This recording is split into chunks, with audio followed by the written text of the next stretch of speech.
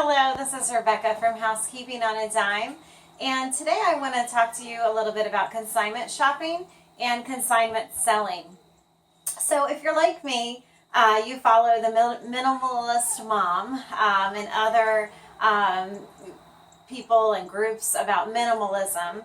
And if you've read my blog post on organization, I say that one of the main reasons that you want to stay organized, or excuse me, how organization affects saving money and living on a dime is because if you know where things are, then and you're organized, then it avoids having to buy things again and again, simply because you can't find them.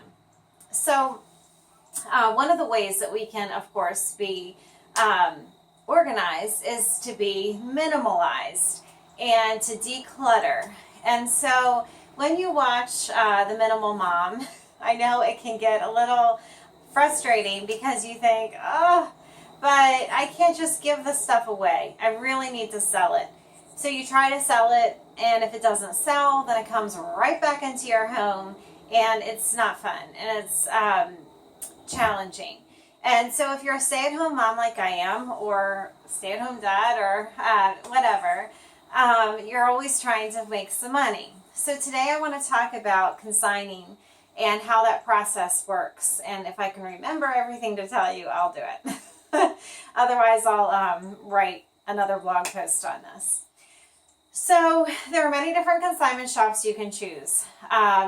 There's one consignment shop not too far away from me that you can make 62% commission off your items. It's amazing. I've never seen it that high before.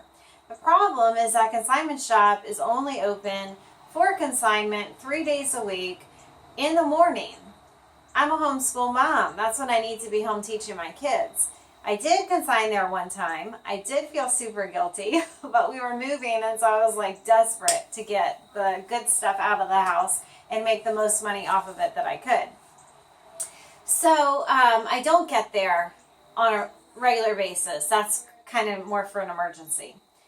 Then there are other consignment shops where you make 50% commission, and that's where I'm going to go tomorrow to try my items. And then there are also consignment shops where you only make 40% commission. So let's talk about the things that you would bring to these places. Okay, one of the things, I actually tried this Saturday, bringing about 40 items to a consignment shop that you only make 40% at, but things really sell, so you don't ever have to pick stuff up because they're always sold, and that's a beautiful thing. So I actually tried. I brought about 40 items, and they only took 5. It was like my worst nightmare because I drove all that way, but it's super convenient because you can go on a Saturday when I can get babysitting for the kids and don't have to lug the kids into a beautiful store like Bulls in a China shop. So, at any rate, tomorrow I'm going to go to a store that, I'm actually going to try 2 stores because they're real close to one another. The first store I'm going to go to is a 50% commission store. And I'm going to show you what I'm going to bring tomorrow. So one of the first things, the main reasons why I'm consigning is my brother-in-law had all these clothes stored at my in-laws, and my in-laws are like maxed out of space, and they really need to get rid of them. Brother-in-law doesn't want these clothes anymore. Matter of fact, some of these clothes are like 20 years old. But let me show you some of these clothes. We've got brands like Next and Hugo Boss and a lot of Structure and some Italian brands. I don't even know the brand name off the top of my head. So anyway, he's got 5 pairs of pants here, and we've got 4 shirts. We've got Tommy Hilfiger and Gap, and honestly, he probably had twice or 3 times as much as I'm bringing tomorrow, but I found a lot of moth holes in some of them. I found some aging stains that I just couldn't get out even though I tried washing them. So I don't have as many as I did. So that was the main reason I went Saturday, and they accepted 1 shirt of the whole pile. Now, I will say though, they had a smell to them, an odor. And the odor was, my mother-in-law makes a lot of things from scratch, cooks a lot of meat and a lot of vegetables, and her house has this cooking odor. And so I'm wondering if that's why they didn't accept a lot of the clothes. So I went ahead and washed them all and dried them and ironed, unfortunately, some of the shirts. So I'm really praying that they accept some of these tomorrow, because it would be helpful to make some money. And so remember, I have this another place on my blog. It's better to make some money than no money. And the thing is, when you let things sit, saying, oh, one day I'll sell that, one day I'll sell that, and if you never get around to it, then what happens is you get moth holes, aging stains, you name it. Things get ruined. Mice come in and eat through things. I've had that happen before, and they're useless, and now we have to throw them away. So it's better to make some money than no money, number one. And then also, like the Minimal Mom says, and I'm a huge fan of it, it just gives you a peace of mind to have a decluttered home. So those are the things I'm bringing for him tomorrow. Then I have some things for myself, some clothes. So this tub here is typical of what a consignment shop wants you to bring. Some really ritzy ones, high-end consignment shops will actually want you to bring your clothes on hangers, but a lot of the consignment shops near me don't. They actually want you to bring them in a tub. So I've got some, fallish clothes, we're in fall right now, to bring tomorrow for myself. The place I'm going to has a 20-item clothing limit, and then a 5-item of household limit that you can bring at one time. So here's my clothes that I'm bringing. I have a couple shirts that are really going to get wrinkled if I put them in my tub, so I'm just going to keep them out until the last dog dies before I have to put those in my tub. I've got an unopened kids movie. I've got a toy that all my babies are gone now, so don't have use for them anymore. I bought these, I loved these, and I really haven't used them. So they're like nesting measuring cups. Just, to me, they're adorable. But I don't use them, and I need the space more than something adorable sitting around. I'm bringing some little Nikes that have been outgrown. Little baby hat. My son is trying to sell some Pokemon cards, so we're gonna see if those go. We're hoping they will go. This little trick-or-treat sweatshirt, since we're nearing Halloween, and our kids don't do Halloween. I'm not a big fan of it.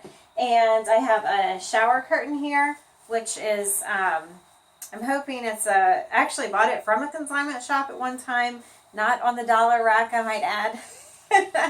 And so it just doesn't go with the color scheme I have in my bathroom right now, so I'm hoping they will take that. Some consignment shops are real picky about any kinds of linens.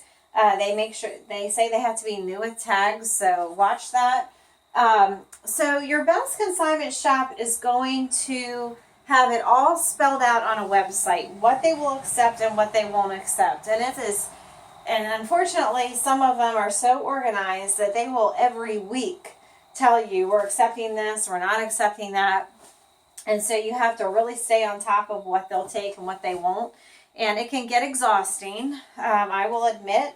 So in some ways, these consignment shops that only make 50-40%, they also have less strenuous policies, and they will accept more items sometimes. At least that's my experience. I don't know if that's true of everywhere. So you really have to weigh the pros and the cons. It depends on how, like if you work full time, I would just, do like the drop-off service at some of these places. And just, hey, whatever I can make, great. Whatever I can't, it'll be donated. And typically, if you donate it, the money will go to charity in a lot of these places. So even though you had to sacrifice some things because maybe you didn't have time to go pick up your items at the end of the selling period.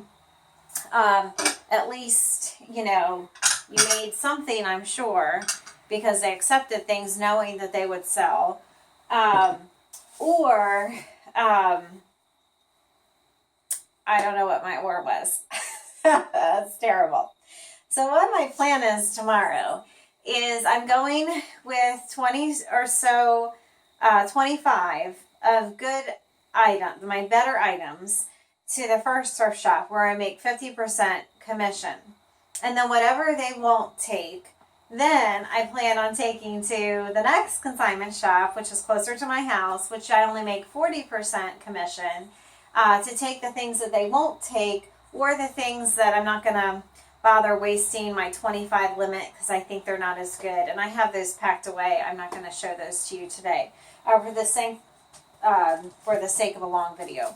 So, you know, purses, high-end purses go really well at consignment shops, but I don't buy them because I shop at thrift shops anyway. So, you know, you just take what you've got, and, you know, some places are, the places like that I was saying that you can make 62% commission off of, it's embarrassing because you have to sit there and they go through every little item and you're like, my stuff's not that great, right? So I only take my best quality stuff there when I, you know, need to. And like I said, I only did that once actually because I'm not embarrassed. But the thrift shops I'm going to tomorrow are really nice because you give them your stuff and then you go shopping while they look through it.